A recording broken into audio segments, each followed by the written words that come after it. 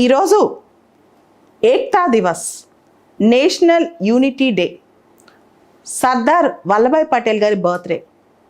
ప్రతి సంవత్సరం అక్టోబర్ 31వ తారీఖున సర్దార్ పటేల్ గారి పుట్టినరోజున మనం నేషనల్ యూనిటీగా డేగా జరుపుకుంటాం. ఎందుకు? భారతదేశాన్ని ఏకీకృతం చేయటంలో ఆయన పాత్ర ఎన్నదగింది. ఆయన ఒక మాట అంటారు, ఎప్పుడు కూడా ఈ మాట మనకు స్ఫూర్తిదాయకమే. Man power without unity is not a strength unless it is harmonised and united properly. Then it becomes a spiritual power. మానవాళి ఐక్యత లేకపోతే అది ఖచ్చితంగా బలం కాదు, బలహీనత అవుతుంది. మానవాళి ఐక్యంగా ఉంటేనే మనందరం ముందుకు సాగగలం, హార్మోనియస్గా బతకగలం. అప్పుడు అంత ఐక్యత కలిసి వచ్చి అది స్పిరిచువల్ పవర్లా తయారవుతుంది అని చెప్తారనమాట. భారతదేశానికి సర్దార్ పటేల్ కంట్రిబ్యూషన్ ఫ్రీడమ్ రాకముందు ఉంది, ఫ్రీడమ్ వచ్చిన తర్వాత ఉంది. ముఖ్యంగా ఖేదా సత్యాగ్రహ చాలా పాపులర్, ఆయన దానిలో పార్టిసిపేట్ చేశారు. ఆయన చాలా ఫేమస్ అయింది బర్డోలి సత్యాగ్రహ. దానిలో ఆయన్ని గాంధీ గారు సర్దార్ అని పిలవటం మొదలెట్టారు. 1931లో కరాచీ సెషన్కి, ఐఎన్సీ సెషన్కి ఈయన హెడ్ అనమాట, ఈయన ప్రెసిడెంట్ అయ్యారు. దానిలోనే ఫండమెంటల్ రైట్ రెజల్యూషన్ కూడా పాస్ అయింది. స్వతంత్రం వచ్చేటప్పుడు మీకు తెలుసు, మన రాజ్యాంగం మనం రచించుకున్నాం కాన్స్టిట్యూంట్ అసెంబ్లీలో. కాన్స్టిట్యూంట్ అసెంబ్లీలో ఆయన అనేక కమిటీలకి హెడ్గా వ్యవహరించారు. ముఖ్యంగా ఆయన అడ్వైజరీ కమిటీ అండ్ ఫండమెంటల్ రైట్స్కి హెడ్గా చేశారు. తర్వాత committee and minorities and tribal and excluded ఏరియాస్లో పనిచేశారు. ప్రొవిన్షియల్ కాన్స్టిట్యూంట్ కమిటీలో కూడా పనిచేశారు.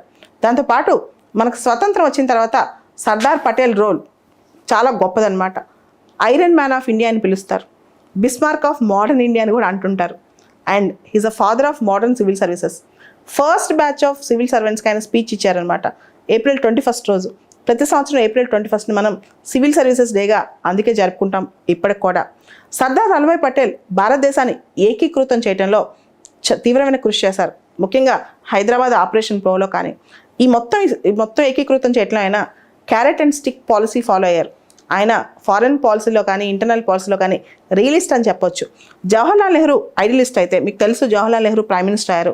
Sardar Patel deputy prime minister, first home minister. ఈయన చాలా ప్రాక్టికల్గా ఉండేవాళ్ళు. ఆయనకి అసలు యాక్చువల్గా జమ్మూ కాశ్మీర్కి స్పెషల్ స్టేటస్ ఇవ్వడం కూడా పెద్దగా ఇష్టం లేదంట. అదేవిధంగా చైనాతో చాలా కాషియస్గా ఉండమని, చైనా నమ్మొద్దని నెహ్రూ గారికి ఈయన లెటర్ కూడా రాశారనమాట. ఇటువంటివి ఎన్నో ఉన్నాయి సర్దార్ పటేల్ యొక్క లెక్కలో. అంటే ఆయన చాలా రియలిస్టిక్గా ఉండేవాళ్ళు. ముఖ్యంగా హైదరాబాద్ ఇంటిగ్రేషన్లో ఆపరేషన్ పోలో ఆయన చాలా క్రూషియల్ ఆపరేషన్ అనమాట. దానిలో కూడా ఆయన చాలా తెలివిగా వ్యవహరించారనమాట. అండ్ మొత్తం మీద క్యారెట్ అండ్ స్టిక్ పాలసీ అనేది చాలా ఇంపార్టెంట్. యూపీఎస్సీలో కానీ గ్రూప్ 1 మెయిన్స్లో కానీ సర్దార్ పటేల్ నెహ్రూ కంపారిజన్ క్వశ్చన్ కూడా చాలా ఇంపార్టెంట్.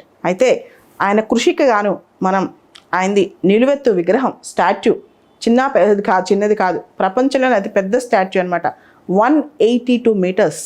గుజరాత్లో నర్మదా జిల్లాలో సర్దార్ సరోవర్ డ్యామ్ పక్కనే కెవేడియా అనే ప్రాంతంలో సాధుబెట్ ఐలాండ్స్లో 182 మీటర్స్ ఉన్న హైట్ ఉన్న స్టాచ్యూ అనమాట.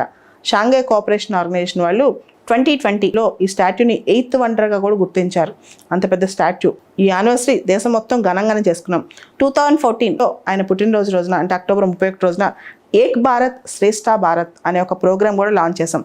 ఇండియాలోనే చాలా ప్రాంతాలు ఒకరికొకరు తెలియవు, మన ప్రాంతాల గురించి మనకు తెలియాలి అని చెప్పి ఇండియన్ సర్క్యూట్స్ లాగా చేసి ఒక సర్క్యూట్ వాళ్ళని ఇంకో సర్క్యూట్ తెలిసే విధంగా, మన సంస్కృతి వాళ్ళు ఇంకోటి తెలిసే విధంగా ఈ ప్రోగ్రామ్ లాంచ్ చేసాం అనమాట. దాన్నే ఏక్ భారత్ శ్రేష్ఠ భారత్ అని. సో ప్రతి సంవత్సరం ఈ రోజున అన్ని గవర్నమెంట్ ఆఫీస్లో ఏక్తా ప్రామిస్ కూడా, ఏక్తా ఓత్ కూడా తీసుకుంటూ ఉంటాం అనమాట. సో మొత్తానికి అక్టోబర్ 31 సర్దార్ పటేల్ గారి పుట్టినరోజు. మనందరం భారతదేశం ఐక్యత గురించి ఆలోచించాల్సిన రోజు అనమాట ఇది.